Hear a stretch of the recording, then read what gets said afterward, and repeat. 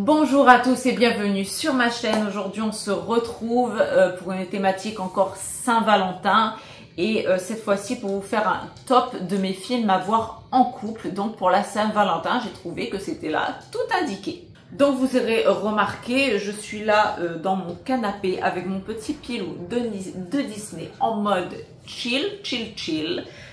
Pour la thématique de cette vidéo, j'ai trouvé ça sympathique de se mettre sur son petit canapé, entouré de son petit pilou, bien chaud, bien moelleux, bien réconfortant, pour vous parler des films à voir en couple et vous donner des idées au cas où pour vos soirées amoureuses. Le premier, sans surprise, et non, ne vous inquiétez pas, je ne vais pas développer dessus, ça va être le film de La Belle et la Bête avec Emma Watson, bien évidemment. Le premier, c'est-à-dire mon film préféré, ça c'est le film que je vous recommande de voir et ne vous inquiétez pas, je n'en dirai pas plus. Mais voilà, mon number one, c'est celui-là. Ensuite, j'ai relevé le film qui s'intitule Family Man avec Nicolas Cage. Alors, c'est un film sur la famille, mais c'est surtout basé sur les relations de couple. C'est en fait un homme... c'est un peu les comédies romantiques américaines. Un homme en fait qui donne tout pour son travail, etc.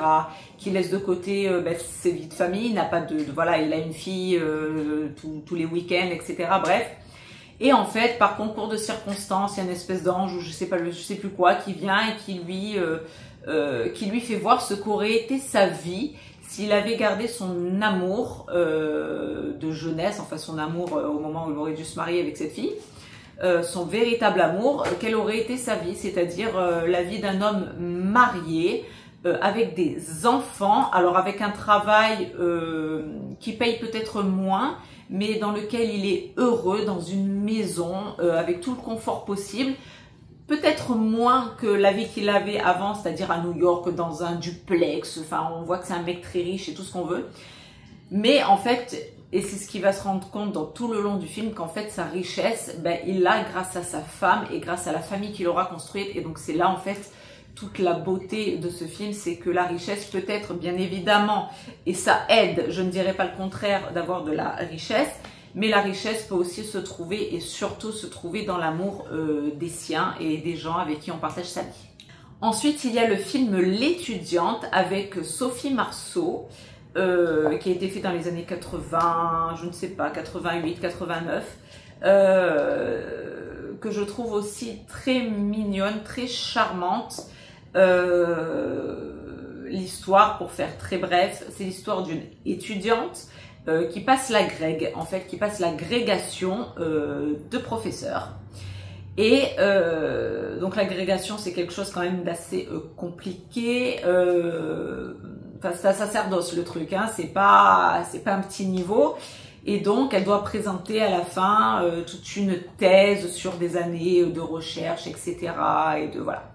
Et lors de sa dernière année, en fait, de recherche, avant de passer l'agrégation à la fin de l'année, elle tombe sur un gars. Alors au début, elle le prend juste pour pouvoir s'évader l'esprit batifolé, d'accord?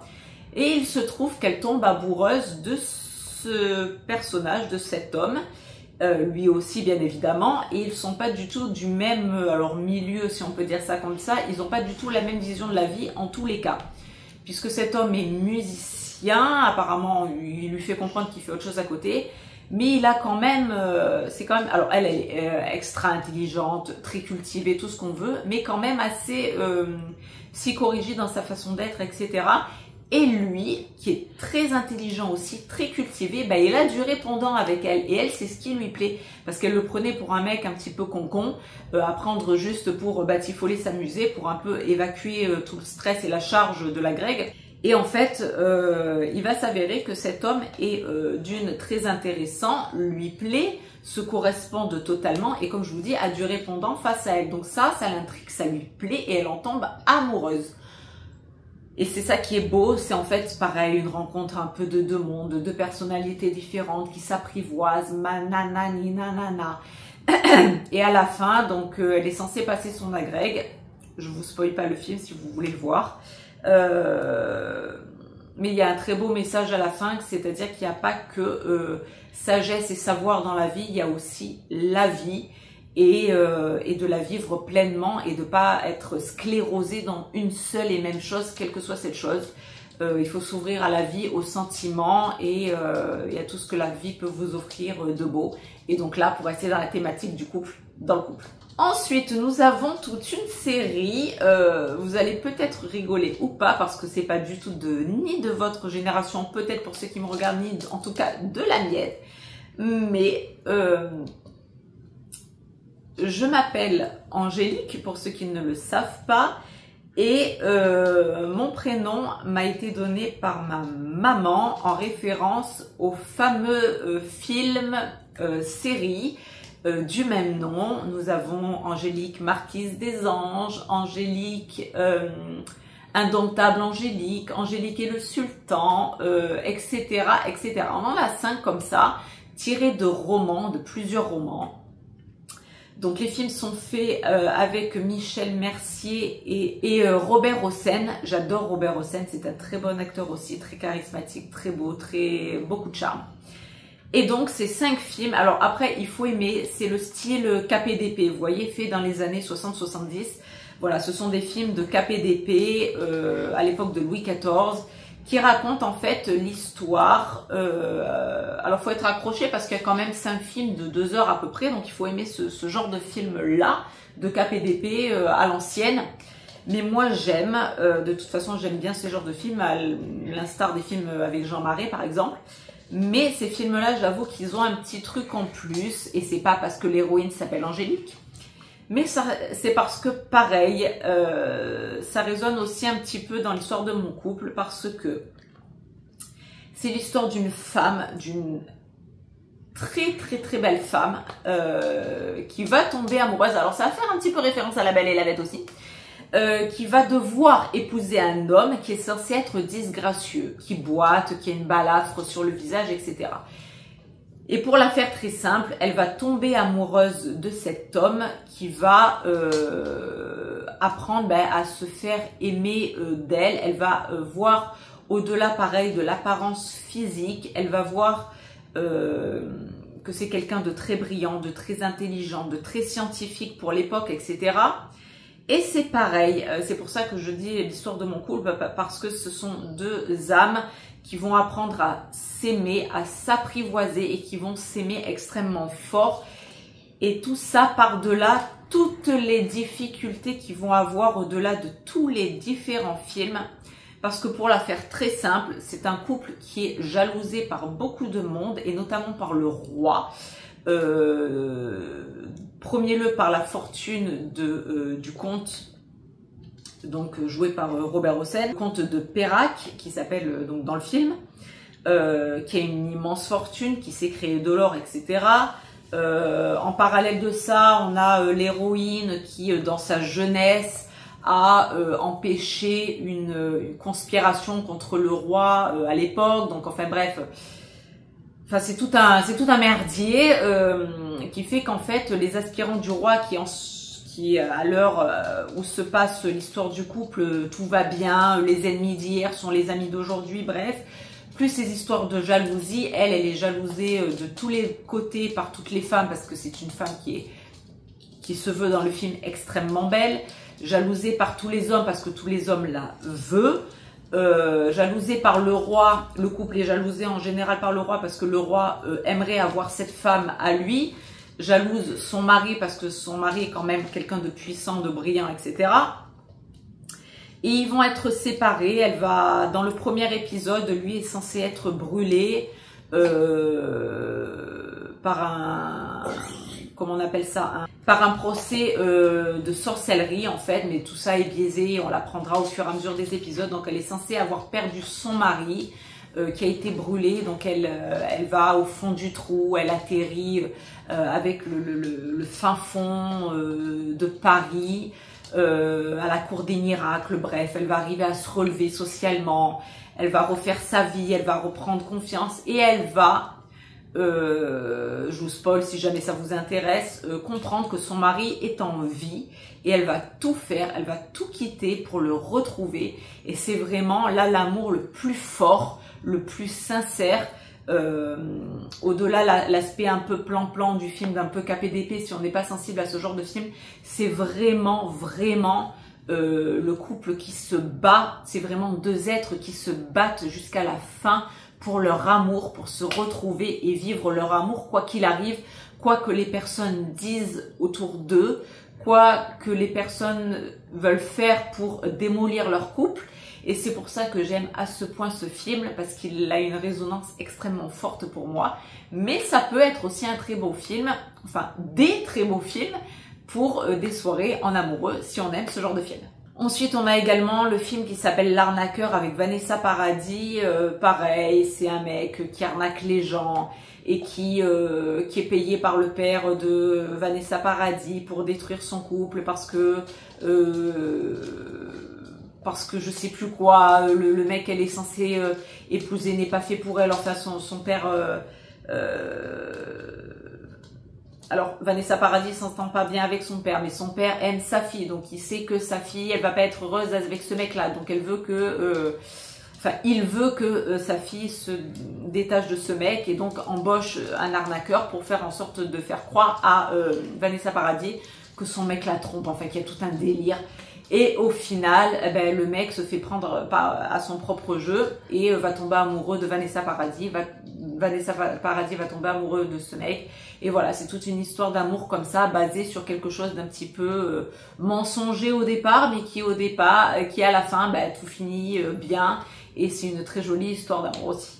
Ensuite, nous avons un tout autre registre qui s'intitule Proposition indécente avec Demi Moore, Robert Redford et si je ne dis pas de bêtises, c'est Woody Harrelson qui joue le rôle de son chéri qu'on retrouvera dans Insaisissable que j'adore aussi. Et c'est l'histoire en fait, c'est en fait la question, alors existentielle ou pas, mais une question philosophique qui peut être posée. À savoir, est-ce que l'argent peut tout acheter? Oui ou non? Peut-être. Et dans le film, on verra que, alors, oui et non. C'est-à-dire que c'est un couple qui en bave, c'est-à-dire qu'ils n'ont pas réussi leur vie professionnelle, ils en chient au niveau financier. Et le mari a l'idée d'aller à Las Vegas et de jouer au jeu et d'essayer de gagner le gros lot pour se sortir un peu de leur merde financière, etc. Pendant que lui joue au jeu, elle vadrouille un petit peu dans les galeries, elle regarde les jolies robes, elle veut essayer une robe et elle tombe sur une personne très riche qui flash sur elle et qui veut lui payer la robe parce qu'il lui dit que la robe lui irait extrêmement bien, que c'est une très belle femme, que la robe lui irait très bien. Et elle a cette phrase où elle lui dit « Non merci, la robe est à vendre, mais moi non ». Il lui dit « Vous êtes sûr ?» Bref, elle retourne voir son mec et là où la position indécente se fait, c'est que lui, il comprend très bien que les deux sont à la ramasse financièrement et il propose, je sais plus trop comment, je sais plus si c'est par le biais d'un papier où il lui dit vraiment frontalement je vous propose de passer une nuit avec moi, une nuit charnelle avec moi, et en échange de ça, je vous donne $1 million, ou je sais pas combien de millions de dollars. Elle en parle à son mari le soir, donc au début, révulsion, non, voilà, non. La nuit se passe, pendant la nuit, ils dorment pas, ils réfléchissent, ils se réveillent, ils cogitent, et au final, c'est de se dire, bon, est-ce que ces millions de dollars ne mériteraient pas ce sacrifice-là, et après je reviendrai et on ferait comme si rien ne s'était passé. Donc ok, très bien, elle n'est pas très chaude quand même, lui un petit peu plus, donc il la laisse partir et au moment où elle part, où elle prend l'hélicoptère, parce que le monsieur est très riche, il part en hélicoptère avec elle, donc ok, je suis d'accord, il signe le contrat, et au moment où elle part de l'hélicoptère, on a lui qui... course contre la montre, qui remords total, regret total, ne veut pas, veut retenir sa femme, qu'il aime plus que tout, ils s'aiment vraiment très fort les deux, et veut la récupérer et c'est trop tard, l'hélicoptère est parti, arrive ce qui doit se passer, donc bien évidemment la nuit est consommée, et elle revient vers son homme avec ses millions de dollars. Et là, évidemment, l'homme ne supporte pas la tromperie, même si ça a été scellé par un pacte, ils ont été d'accord, c'est en gros un contrat, mais quand même. Et donc, la question se pose là de savoir si vraiment l'argent achète tout, même l'amour. Et on verra dans le film, donc, grosse dispute, gros éclat, genre je l'ai fait pour toi, tu le mérites pas, tatati, tatata. Donc donc le couple casse, elle part avec le riche, puisqu'elle se rend compte qu'en fait c'est pas un salopard, il y a quand même eu quelque chose, elle a eu une petite attirance pour lui, la nuit s'est bien passée, donc bon pourquoi pas, son mec la laisse, elle va vers cet homme, il y a une idylle entre eux, et puis son mec revient, et je crois qu'elle rend tout l'argent, enfin je sais plus, mais en fait il n'y a plus d'argent, ou je crois qu'elle laisse l'argent, et malgré le fait qu'elle ait fait cet acte, que les deux, le couple a été d'accord pour ce pacte, non, l'argent n'achète pas l'amour, il achète peut-être une nuit avec quelqu'un, mais l'amour, enfin en tout cas moi c'est ce que je retiens de ce film, mon mari exècre ce film, il le supporte pas. Mais moi je le vois comme ça, c'est-à-dire que non, l'argent n'achète pas tout, l'argent n'achète pas l'amour en tout cas, le véritable amour, l'argent ne l'achète pas. C'est la morale de ce film et je trouve ce film très beau pour ça, même s'il y a une petite déviance dans le film, mais c'est une question philo qu'on peut se poser, qui peut amener à réfléchir, on peut se poser la question. Ensuite, dans une atmosphère un peu plus légère, nous avons l'intitulé du film qui est La Proposition. Alors, ça ressemble, mais c'est pas du tout ça. C'est avec Ryan Reynolds, le Deadpool, ok.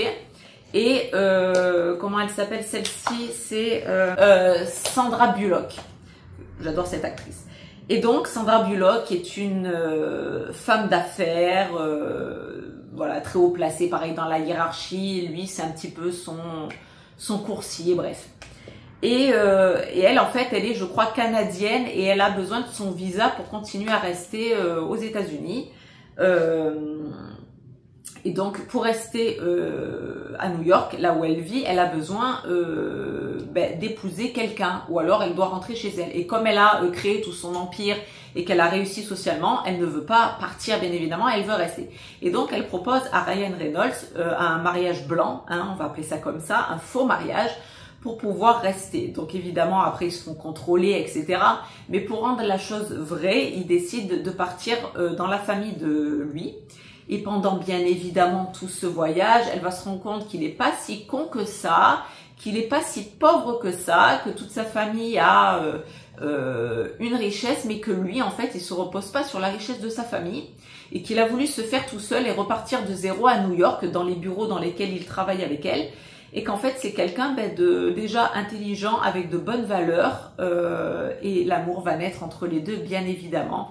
Et c'est un film, bien entendu, c'est une comédie romantique, donc je vous invite évidemment à voir ce film qui est drôle, romantique, amusant, enfin très jovial, très frais, je vous invite à voir ce film. Dans un autre registre encore, mais toujours dans une espèce de comédie romantique, sous fond un peu plus tragique, mais bon voilà, nous avons Pretty Woman, bien évidemment, avec le fameux Richard Gere, pardon, excusez mon accent, qui plaît à la plupart de ces dames et dont l'histoire est bien entendu romantique, donc je vais pas faire... ou peut-être très rapidement, allez, nous parlons d'une fille de joie qui va rencontrer un riche milliardaire et ils vont tomber amoureux. Donc pareil, selon, si vous voulez faire voir ça aussi à vos enfants, vous pouvez, mais bon, il va falloir expliquer la chose quand même. Mais voilà, c'est sous fond, si on regarde vraiment la genèse du truc, c'est quand même une fille, avec une riche personne, enfin ça commence assez mal le truc. Mais c'est quand même très romantique, ça reste très classe et c'est une très belle histoire d'amour aussi qui naît quoi. Toujours pareil, moi j'aime bien voilà les gens comme ça différents qui s'apprivoisent, qui s'apprécient, qui sont pas faits pour être ensemble, mais au final c'est l'amour le plus fort qui en ressort des deux. Ensuite, avec Jack Black et Gwyneth Paltrow, nous avons l'amour extra large, pareil. Et on est toujours, vous avez remarqué, on est toujours dans le même registre, hein, Belle et la Bête, Angélique, etc.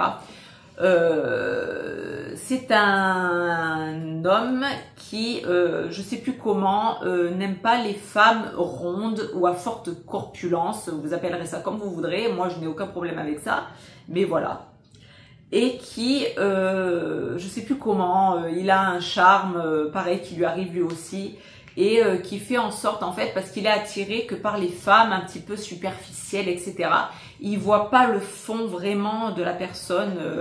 Et donc, il a un charme qui lui arrive, un espèce d'enchantement qui fait en sorte, en fait, qu'il ne va voir que la beauté de la personne, qui elle est en réalité. Il va faire la rencontre de Gwyneth Paltrow.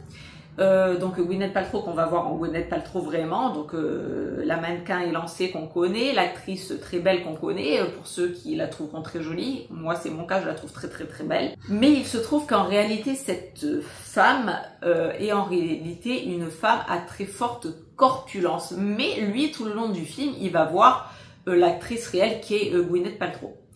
Et donc il va tomber amoureux mais très fort de cette personne, donc il est le seul à la voir svelte, élancée, etc. Tous les autres la voient comme elle est réellement, d'accord, c'est-à-dire en surpoids, etc. Et à la fin du film, le voile se lève, il va voir vraiment comment elle est physiquement. Donc au début, il y a évidemment un petit choc des cultures, ok. Mais comme d'habitude, l'amour triomphe de tout et quoi qu'il en soit du physique de cette personne, il va la retrouver et il l'aime plus que tout et extrêmement profondément pour qui elle est, bien évidemment. Et pareil, il y a tout plein de concours de circonstances. Jack Black, on adore. Pareil, comédie romantique, très beau message, très profond. Je vous invite aussi à voir ce film magnifique. Ensuite, nous avons le film qui s'intitule Entre deux rives avec Sandra Bullock encore et Keanu Reeves encore. Pareil, c'est l'histoire un peu d'un couple qui va converser par lettres interposées. Mais tout le long du film, en fait, ces lettres vont être un petit peu en décalage dans le temps. Pareil, c'est un petit décalage. Alors ça aussi, ça va être un peu difficile à expliquer, mais bon, si vous voyez le film, vous allez très bien comprendre. C'est un petit décalage dans le temps où en fait, lui envoie une lettre à un certain moment et dans le futur, l'autre personne va le recevoir. Ils vont converser comme ça par courrier et vont tomber amoureux jusqu'à un point dans le temps où ils vont réussir à se rencontrer et tout l'amour qui aura émergé durant tout le film, etc. C'est très beau, c'est très joli, c'est très romantique, c'est très bien amené. Pareil, de très très beaux messages, excellent acteur, très beau. Je vous invite très fortement à voir ce film et il y a vraiment ce petit twist là de temporalité qui est vachement sympa et qui change un peu de tout ce qu'on a l'habitude de voir. Autre film également, nous avons qui s'intitule Through Lies avec Arnold Schwarzenegger et Jamie Lee Curtis. Jamie Lee Curtis que j'adore. C'est un couple, alors ça c'est un film qui a été adapté version américaine parce que à la base c'est un film français avec Marianne Chazelle et Thierry Lhermitte. Je ne sais plus le nom, mais je sais que par contre le film français, j'ai pas du tout adhéré, il me fait pas rire et je l'aime pas. En revanche, ce qu'ils ont fait avec Through Lies, j'ai adoré. Il s'agit d'un agent secret joué par Arnold Schwarzenegger qui a voulu avoir une vie de famille, tout ce qu'il y a de plus normal, c'est-à-dire qu'il est marié à une femme qui travaille dans les bureaux, je sais plus exactement ce qu'elle fait, ils ont une fille, et son meilleur ami, est bien entendu, fait le même métier que lui, et il a une couverture, bien évidemment. Il dit qu'il est représentant informatique dans une boîte, etc., etc. Et ça fait des années qu'il est marié à sa femme, il est éperdument amoureux de sa femme, elle aussi, etc. Il y a un petit concours de circonstances. À un moment donné, il croit que sa femme le trompe. En fait, elle est prise alors pas au piège, mais c'est gentiment dit. Hein. Quand je dis ça, c'est-à-dire qu'il y a un mec qui passe par là, c'est-à-dire un loser, et qui, comme lui, il n'arrive pas, en gros, à avoir des femmes, s'invente une vie, et s'invente une vie, comme par hasard, d'agent secret, et fait croire aux femmes que c'est un agent secret pour pouvoir les avoir. En gros, hein, pour avoir une nuit avec elle. Et donc elle tombe en fait sous le charme de cet homme, mais pas sous le charme pour avoir un plaisir charnel avec lui ou tomber en amour de cette personne, pas du tout. Elle tombe sous le charme de cette personne, pourquoi? Parce qu'elle est en manque d'aventure, elle est un peu dans la routine de sa vie, de couple, etc. Et elle est en demande d'aventure et d'autres choses. Donc bon, il y a toute une péripétie, bref, lui il met en scène tout un truc et il comprend qu'elle est en manque de... Non, d'abord il la récupère et pour lui faire avouer, parce qu'il a la trouille qu'elle l'ait trahi, qu'elle l'ait trompée, il la met comme dans les interrogatoires de la CIA et tutti quanti dans une pièce seule, sur une chaise, avec, vous savez, les miroirs teintés où la personne dans la salle ne voit pas les personnes derrière le miroir. Et lui, il est avec son ami, il l'interroge avec une voix cassée de robot, etc. Il lui demande si mais vous n'avez pas honte, vous avez trompé votre mari, bref, etc., etc. Et donc elle lui avoue en fait, donc alors elle pète un plomb parce qu'en plus elle a peur, parce qu'elle a peur de perdre son mari, de perdre sa fille, de perdre sa vraie vie. En fait, elle a peur vraiment d'être enrôlée dans un truc de mission secrète. Mais lors de cet interrogatoire précisément, elle pète un plomb et elle a vraiment la rage. À un moment donné, elle prend le tabouret dans les mains et elle va jusqu'à péter la vitre, à dire que non, jamais elle aurait trompé son mari parce qu'elle aime plus que tout et qu'elle aime son mari plus que tout. Et en fait, elle a une très très très belle phrase où à un moment, elle le dit avec une haine limite, en fait, avec une pulsion vraiment très forte où elle dit en gros, pour faire simple, elle se fait chier dans sa vie et que pour une fois dans sa vie, grâce à ce loser qu'elle pensait être un agent secret, elle voulait faire quelque chose dans sa vie d'hors norme, quelque chose de différent et pouvoir enfin être fière d'elle et se dire, et elle le dit dans le film, elle le dit, et voilà, je voulais avoir le bonheur de dire pour une fois dans ma vie, il y avait ce truc et putain, je l'ai fait. Voilà. Et elle dit cette phrase qui, moi, m'irrisse les poils, bien évidemment. Donc là, lui, en voyant sa femme vouloir défoncer la vitre, en ayant cette phrase, etc., eh ben, il l'aime. Et qu'est-ce qu'il fait? Il va lui offrir l'occasion de vivre une expérience d'agent secret. Donc, il met en scène tout un délire. Sauf que pendant cette scène, lui, bien sûr, qui est un réel agent secret et qui est poursuivi par des méchants, par tout un concours de circonstances, les deux vont se retrouver dans une course-poursuite avec des vrais méchants, hein, cette fois de la vraie mafia, des bons vrais mafiosos. Et elle va connaître l'identité de son mari et va œuvrer avec lui et va se révéler elle aussi. Et à la fin du film, ils vont se retrouver ensemble.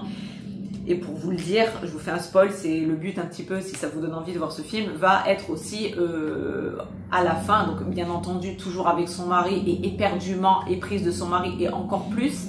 La fille aussi va aussi découvrir que son père est un agent secret, donc ça va les rapprocher aussi parce qu'elle aussi elle en a un petit peu marre de son père, enfin voilà, l'adolescente en révolte, etc. Ça va ressouder, fonder un petit peu cette famille et à la fin les deux vont finir tous les deux agents secrets et vont être en binôme et c'est franchement une très belle histoire d'amour sous fond humoristique et un petit peu d'aventure. Alors évidemment, on ne pouvait pas passer à côté des 3 films qui sont sortis, les fameux 50 nuances de Grey, évidemment, avec cet homme, pareil, un petit peu torturé. Pour la faire très simple, c'est un homme qui a des mœurs charnelles, un petit peu particulières, et nous avons une femme, une ingénue, qui va tomber amoureuse de lui va tomber amoureux d'elle et elle va faire en sorte de faire prendre conscience à cet homme que sa vie, ses mœurs, ce qu'il pense, etc. n'est pas forcément normal, qu'il a eu alors dans le film on comprendra qu'il a eu une relation avec une femme qui était beaucoup plus âgée que lui quand il était mineur, donc une question un petit peu de pédophilie, mais un petit peu voilà d'abus, etc. et que ça l'a un peu perverti et c'est ce pourquoi il a un petit peu cette déviance dans les rapports intimes parce qu'il aime bien les choses un petit peu brutales, on va dire ça comme ça. mais elle est là pour l'apaiser et faire en sorte qu'en fait les relations intimes aient un sens et ne soient pas juste primaires. Voilà, et ça va développer en fait pareil. Vous aurez remarqué ma sensibilité aux choses. En fait, on n'est pas juste dans les simples rapports de force, dans un rapport intime ou avec un dominé et un dominant. Voilà, ça va au-delà de ça, et dans tout ce que j'ai pu vous faire dans la review de La Belle et la Bête que je vous ai fait pendant des heures, et dans tout ce que j'explique à chaque fois, c'est voilà, le rapport amoureux est beaucoup plus profond que ça. On peut réparer aussi des blessures dans l'enfance, notamment lui où on apprend qu'il a été un petit peu abusé jeune, etc. Bref, voilà, il a, grâce à cette jeune fille, il aspire à de la plénitude, à un apaisement et à une vie de couple à son paroxysme jusqu'à enrayer sa peur la plus profonde, c'est-à-dire celle de fonder une famille qui va réussir à fonder à la fin avec elle et qui va le rendre pleinement heureux, bien évidemment. Ensuite, nous avons les films français qui s'intitulent Alibi.com 1 et 2 avec Philippe Lachaud, Élodie Fontan, Didier Bourdon. Et je vous invite à voir les deux parce qu'ils sont très drôles, très bien faits. Et moi, il y a une scène spécifique qui me touche et c'est pour ça que je trouve que c'est un film sympa à voir en couple. Parce que on a un moment donné, en fait, dans le premier épisode, dans le premier film, en fait, lui, Philippe Lachaud, c'est un mec qui donne des alibis aux personnes qui veulent tromper leur conjoint, leur conjointe. Et il se trouve qu'il va tomber sur son futur beau-père, puisqu'il est tombé amoureux lui aussi d'une fille, etc. Et donc, bon, voilà, tout un concours de circonstances, etc. Bref, ils se retrouvent au même endroit, au même moment. Et à un moment donné, il y a le père qui est joué par Didier Bourdon. Sa femme, c'est Nathalie Baye dans le film. Il est censé la tromper, il est censé passer un week-end avec une jeune femme, bref, qu'il aurait séduit auparavant. Et tout un concours de circonstances fait qu'il n'arrive pas à passer ce week-end avec cette personne-là. Et il va se retrouver en face à face avec sa femme qui va passer le même week-end au même moment avec sa fille, bref. Et on a un très joli moment où les deux se retrouvent au bord de la plage et ils discutent. Et on a Didier Bourdon en fait qui prend conscience en fait qu'il aime sa femme. Et en fait c'est là où je trouve la beauté de ce film. Et après bon, on a toute la comédie autour et les sentiments aussi. Et le couple Élodie Fontan et Philippe Lachaud qui est un vrai couple dans la vie aussi pour le petit croustillant du truc. Qui donne un twist un peu plus Jones on va dire au film. Mais moi ce qui me touche c'est ce couple là de Nathalie Baye et Didier Bourdon. Parce que quand ils sont sur la plage, ils se rendent compte qu'en fait, le couple, c'est quelque chose qui se construit, c'est quelque chose qui se vit. Il y a des difficultés, etc. Mais c'est pas parce qu'il y a des difficultés qu'il faut lâcher la main de l'autre. Au contraire, il faut marcher main dans la main. Et il faut toujours essayer de pas tomber dans une routine. Ou en tout cas, si on est dans une routine... parce que nous, avec par exemple dans mon couple à moi, on est dans une routine, mais c'est quelque chose qui n'est pas agaçant. Je sais pas si je suis très claire. C'est-à-dire faire en sorte que la routine que vous avez avec votre couple ne soit pas quelque chose qui tue votre couple. Il faut que ce soit quelque chose qui soit dans un dynamisme de couple, que ce soit, moi j'appelle pas ça une routine, j'appelle ça plutôt des modes de vie, des fonctionnements, des habitudes, des jolies choses qu'on a l'habitude de faire. Mais voilà, c'est tout ça qui est en fait mis en lumière dans ce film et c'est très touchant. En plus, Didier Bourdon, je trouve qu'il joue extrêmement bien. Et c'est ce qui va permettre après au couple alors à lui de ne pas fauter du coup, et de retrouver sa femme et de redonner un élan au couple. Et si vous le regardez, vraiment, regardez-le, c'est... Enfin, si vous l'avez regardé, re-regardez-le. Si vous ne l'avez pas regardé, regardez-le. Ça donne vraiment des bonnes leçons de vie pour les couples en général et pour essayer de redorer un petit peu l'image du couple et d'essayer de garder un peu la flamme et de ne pas se laisser avoir par toutes les tentations de ce monde et d'essayer d'aller toujours un peu plus profondément dans les relations, d'aller plus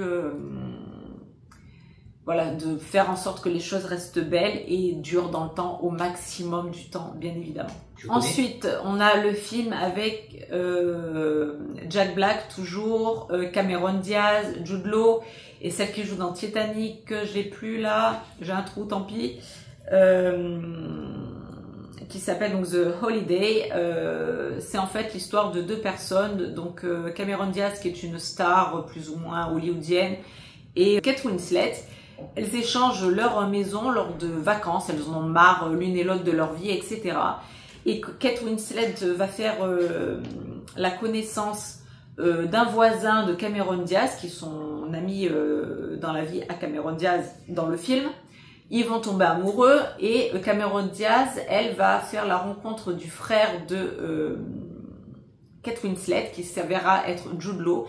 Et pareil, donc deux couples qui vont émerger, pareil, deux univers différents, des personnages différents, sous fond de romantisme et de comique. Donc pareil, très beau film, très frais, que je vous invite à voir également. On a également un film que j'aime beaucoup, que j'apprécie beaucoup, qui s'intitule Le Comeback, joué par Drew Barrymore et Hugh Grant. J'adore parce qu'il y a des musiques un petit peu, une sonorité musique années 80, moi j'adore les années 80. Et en fait c'est l'histoire d'un mec, donc Hugh Grant, qui faisait partie d'un groupe très prisé des années 80, qui avait beaucoup de succès et qui se retrouve dans nos années à nous, dans les années 2000, qui se trouve être un petit peu has-been et qui veut un peu se redorer, un petit peu revenir dans le game. Et va devoir trouver un parolier, parce que lui c'est un musicien, et il avait dans le groupe des années 80 un parolier qui s'avère lui avoir fait carrière, etc., avoir fait une carrière solo, tout ça. Et comme il a perdu cet ami, il fait la connaissance, je vous passe tous les détails, de cette actrice, donc Drew Barrymore, qui s'avère être une poète dans l'âme, qui est un petit peu barrée, et pareil, ils vont aussi apprendre à se connaître, ils vont travailler de concert, parce que donc elle accepte de travailler pour lui en tant que parolière. Lui il va créer une musique pour une nouvelle star du moment, on va dire, dans le film, jouée par une mannequin, une très jolie jeune fille, une blonde, qui a un univers très particulier, bref. Et pour redorer son blason et revenir au devant de la scène, il va devoir écrire une chanson à cette jeune fille et donc remonter dans les starting blocks. Donc Drew Barrymore et Hugh Grant vont travailler ensemble tout le long du film. Et pareil, histoire d'amour qui va émerger sous fond musical, avec des musiques que je trouve très jolies. Et pareil, sous fond, pareil, il y a Hugh Grant qui est très fin dans sa façon de dire les choses, avec des petites punchlines, des petits traits humoristiques très fins, très classe, voilà, j'adore ce film, il est très beau, très frais, avec, je vous dis, un dynamisme musical qui franchement, il est vraiment très cool à voir pour les couples, il est génial. Ensuite, nous avons le film qui s'intitule 9 semaines et demie, avec Kim Basinger et Mickey Rourke. Mickey Rourke qui était très beau à l'époque, que je trouve moi très beau à l'époque, Kim Basinger, une femme magnifique. Là, on est dans un autre registre, on est un petit peu dans un registre un peu plus sensuel, un peu plus charnel. Voilà, c'est vraiment l'histoire un petit peu à l'instar de 50 nuances degrés, ou de ce qu'ils ont voulu donner dans La Belle et la Bête avec Vincent Cassel, un petit peu dans cette tension électrique charnelle, vous voyez ce que je veux dire, entre deux personnages, dont un qui est très animé par tout ça, hein, par toute cette thématique. Et cette jeune dame qui est un peu plus prude, un peu plus retenue, et va faire la rencontre de cette personne. Ils vont tomber amoureux, bien évidemment. Ils vont s'entendre. Ils vont énormément s'entendre dans leur rapport intime. Ça va être l'éclate. Et comment dire, elle va arriver un petit peu à s'émanciper. Lui va connaître un sentiment nouveau, c'est-à-dire l'amour. Ils vont vraiment s'aimer très fort les deux. Lui a vraiment, mais voilà, tout est vraiment, il y a une tension un petit peu électrique tout le long du film. C'est autre chose, c'est sur une autre thématique, mais il y a le fond amoureux sinon ça ne veut rien dire. Il n'y a pas de fond réel, sinon ça sert à rien.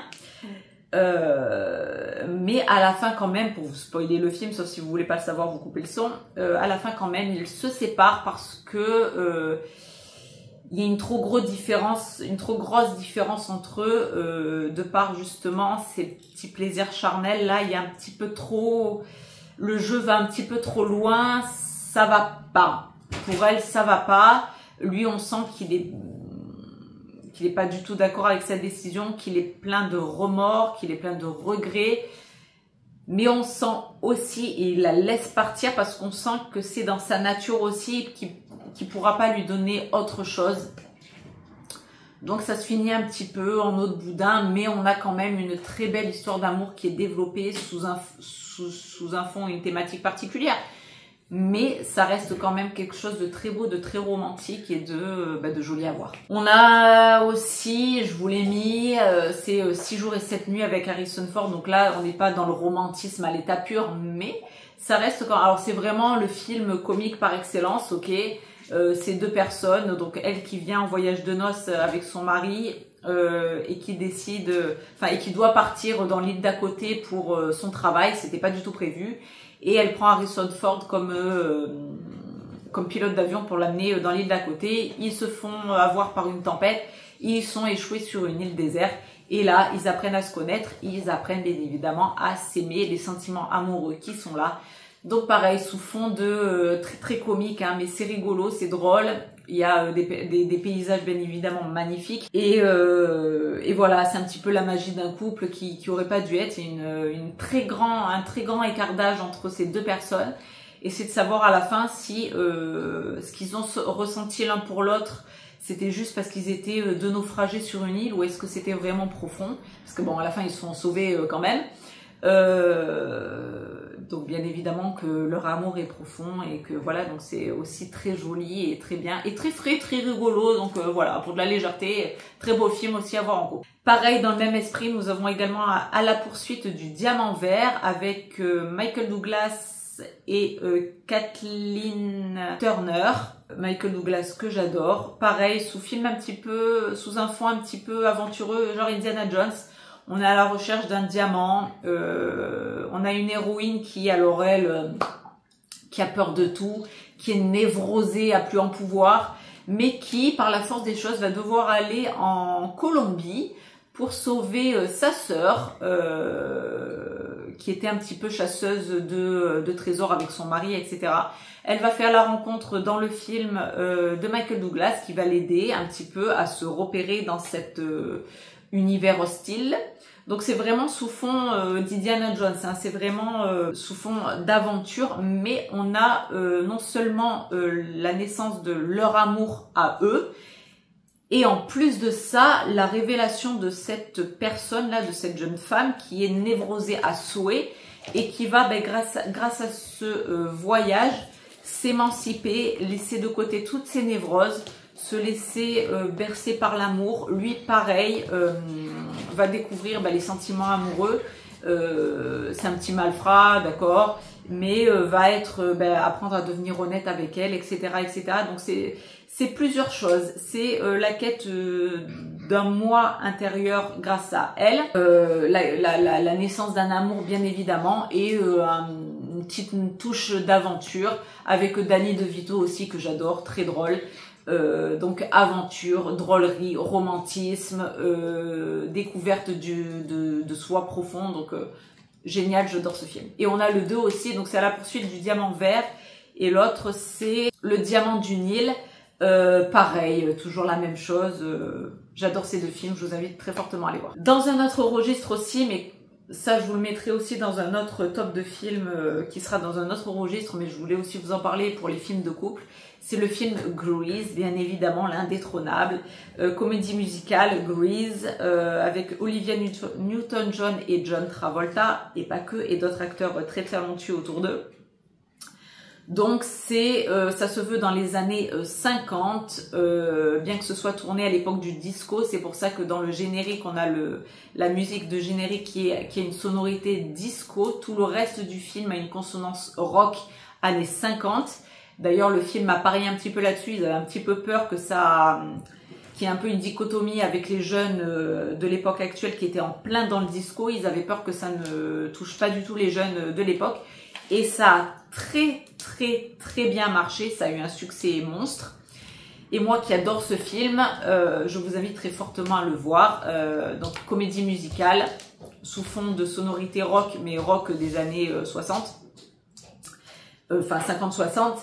Et donc c'est la naissance d'un amour, bien évidemment, entre un mec qui fait partie des blousons noirs de l'époque, on va dire, un petit voyou des années 50, hein, d'accord. Donc ce sont deux lycéens et elle, une jeune fille, pareil, très prude, très chaste, très tout ce qu'on veut. Et deux univers complètement différents parce que lui, petit voyou qui a l'habitude d'aller un petit peu à droite à gauche et de voilà. Elle, pas du tout, qui est très droite, très chaste, très tout ce qu'on veut, est tombée amoureuse d'un mec qui est complètement à l'opposé d'elle. Et c'est l'opposition de ces deux personnalités qui va faire des petites tensions dans le film, mais qui va bien entendu éclore par un amour véritable, sincère, pur. Et chacun va devoir un petit peu évoluer pour l'autre et faire des efforts comme dans tout couple. C'est-à-dire que lui va devoir un petit peu calmer ses ardeurs et un petit peu aller dans le droit chemin, si on peut dire ça comme ça, mais en tout cas briller dans les yeux de sa chérie. Et elle, arrêter d'être un petit peu trop psychorigide et un petit peu se libérer pour être, pour arrêter de lui en faire voir de toutes les couleurs et de le rabaisser tout le temps, à lui faire croire que c'est qu'un gros porc qui pense que au plaisir charnel et pas au reste, alors qu'en fait il est éperdument amoureux d'elle. Donc voilà, elle va un peu se calmer là-dessus et va s'en finir bien sûr par la scène finale que je vous ai tournée d'ailleurs lors d'un make-up spécial Grease. J'adore la fin de ce film, je pourrais me la remettre 20 milliards de fois. Excellente musique, excellent customisation de ces deux personnages, dont Olivia Newton-John bien sûr à la fin, qui est juste sublimissime. Et tout le long du film, on a de très belles musiques, très belles mélodies, des danses aussi, des chorégraphies. Travolta, génial. Donc voilà, pareil, film de couple, excellent. Un classique. Nous avons également le film Un jour sans fin avec Bill Murray à l'intérieur. Donc nous avons, en fait c'est l'histoire, pour faire très court, c'est l'histoire d'une boucle temporelle qui ne cesse. Et en fait il est prisonnier de cette boucle temporelle en gros. Et pour sortir de cette boucle temporelle, il va devoir s'abandonner à son amour, à son sentiment amoureux et le développer, etc. etc. Je vous la fais très courte.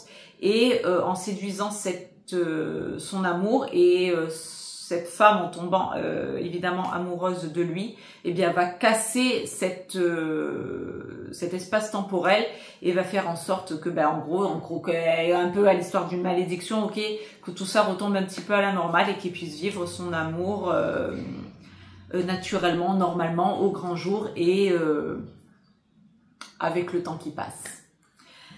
Ensuite, je vous ai mis Twilight. Alors, Twilight, je mets des petits guillemets. Alors, je vais vous expliquer pourquoi. Donc, il y a 5 chapitres, 5 films. Alors, moi, j'ai une petite réserve là-dessus parce que moi, personnellement, je n'ai pas aimé les 3 premiers du tout.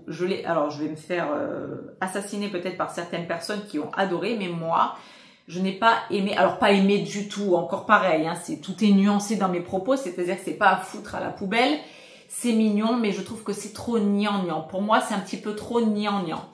Alors vous me direz, avec les angéliques que je vous ai dit, c'est très gnangnan aussi, mais voilà, il y a quand même quelque chose derrière qui pour moi me touche et qui marque et qui a une résonance vraiment très forte dans le couple que je représente avec mon mari, mais ça c'est propre à moi. Mais dans Twilight, le 1, 2, 3, pour moi, sont un petit peu trop gnangnan. C'est pas trop ma génération, moi qui suis quand même une femme mature, on va dire ça comme ça. C'est plus pour les ados, voilà, c'est plus pour mes filles à la limite. Quoique, pas tout à fait encore. Moi, j'ai par contre adoré le 4 et le 5. Eux, vraiment, je les adore. Et pour le petit twist à la fin, vraiment de la scène de fin où on a... tout le monde qui est en train de mourir, etc. Et puis hop là, le petit flashback, finalement, non. Ça, j'ai été estomaquée la première fois que je l'ai vu, vraiment. Ça m'a cloué sur place. J'adore ce genre-là ça porte un terme cinématographique là, ça s'appelle un faux flash forward, si je dis pas n'importe quoi. C'est un petit peu cette pente là, cette cassure, cette cascade qui en fait fait rebondir le spectateur là où il s'y attend pas du tout.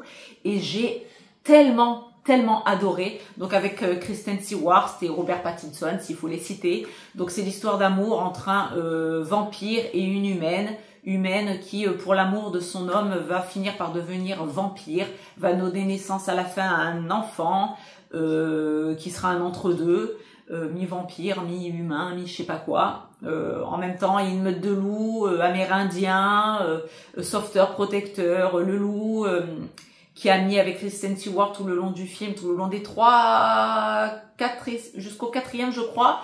On sait pas trop s'il l'aime, s'il s'aime pas. Il y a une espèce de trio là, et on comprendra plus tard que en fait c'est l'imprégnation du loup.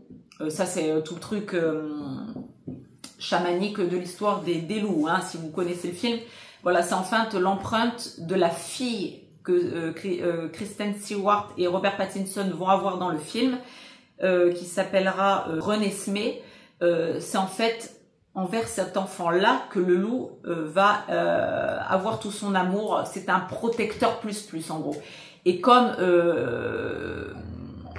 Stewart a l'essence de sa fille, hein, c'est la maman. Donc lui, c'est pour ça qu'il a un peu cette attirance envers elle, mais c'est jamais très clair jusqu'à ce qu'on comprenne qu'en fait c'est tout simplement parce que c'est la maman de la fille dont il va être le protecteur, l'amoureux, on ne sait pas trop, bref. Donc moi je vous invite à le voir et même à le faire voir à vos jeunes enfants, voire adolescents, adolescentes, parce que ça va crescendo vers un développement de l'amour. On se comprend les adultes, ok, donc ça va du truc le plus fleur bleue à la chose la plus jusqu'au bout de la chose.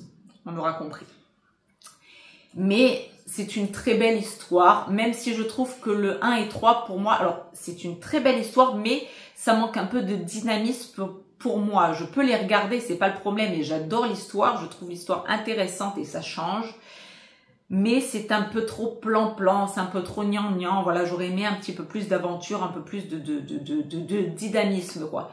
Voilà, les 2 derniers sont géniaux, sont vraiment génialissimes. Donc, je vous invite à voir ce film en tant qu'amoureux, en tant que jeune couple, et éventuellement à le voir, ça c'est un petit bonus à vos enfants pour aller crescendo vers les relations amoureuses, voir comment ça peut se développer dans un couple, pour faire simple. Voilà, donc Twilight, évidemment. Et ensuite, moi, un film qui est pareil, divisé en plusieurs films. Alors là, il est beaucoup plus vieux. Madeline Smith et Tom Béranger. Alors Tom Béranger est peut-être un petit peu plus connu. Madeline Smith, j'adore. Très belle femme, très charismatique. Enfin, je l'adore. Lui aussi, Tom Béranger, j'aime beaucoup. C'est un film un peu plus vieux. Je ne sais pas si vous allez le retrouver sur les plateformes ou quoi que ce soit. Ça s'appelle Si c'était demain. Voilà, ça fait partie des films qui passaient quand j'étais ado sur M6, les films là qu'on voyait les après-midi. Et je suis en amour de cette histoire, pour faire court, et si vous avez la chance de pouvoir le voir, si ça vous intéresse. C'est l'histoire d'une femme qui est prête à se marier avec un homme qui n'est pas de son rang social. Donc ça se tourne dans les années 70-80.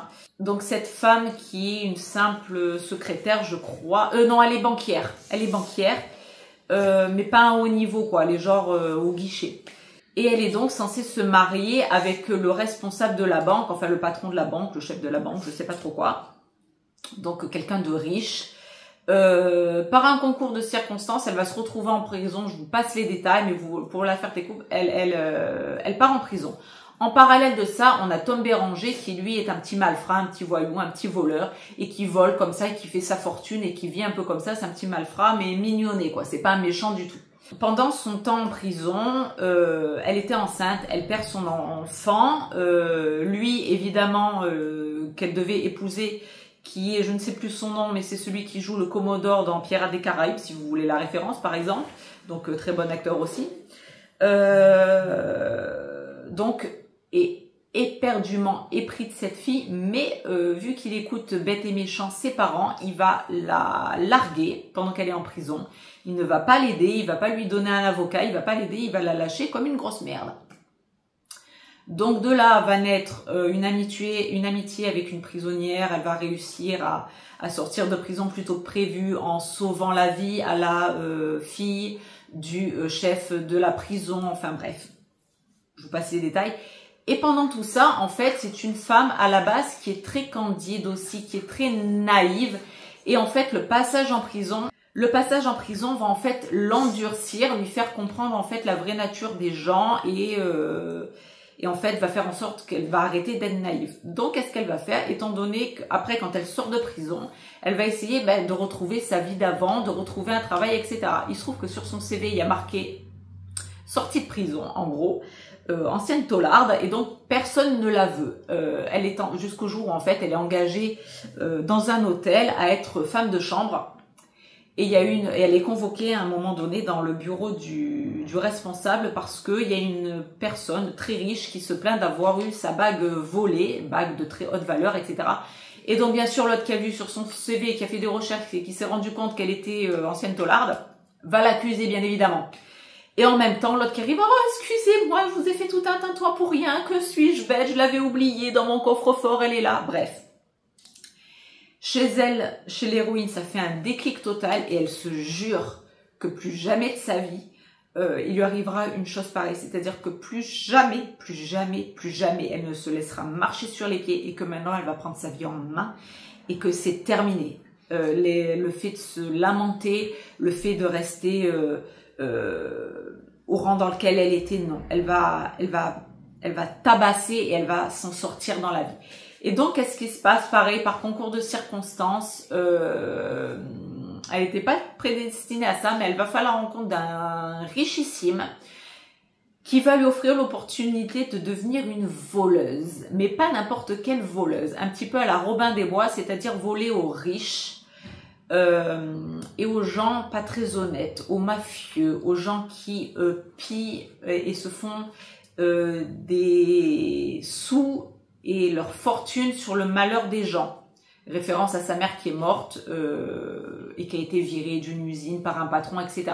Donc ça lui donne la hargne, la haine, et cet homme qui est très bienveillant, va la prendre sous son aile, va lui apprendre à vivre en société, va lui apprendre à voler, bien évidemment.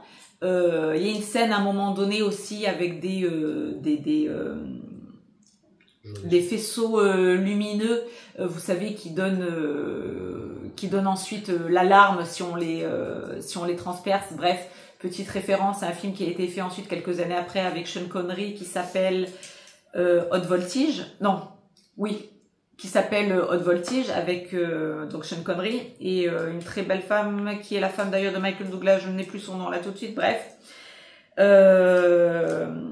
Et donc, va lui apprendre à voler, mais voler des personnalités très très riches, mais des personnalités pas très clean. Donc, elle accepte, puisque de toute façon, personne ne la voudrait, qu'elle ne pourra pas refaire sa vie, étant donné que c'est une ex-taularde.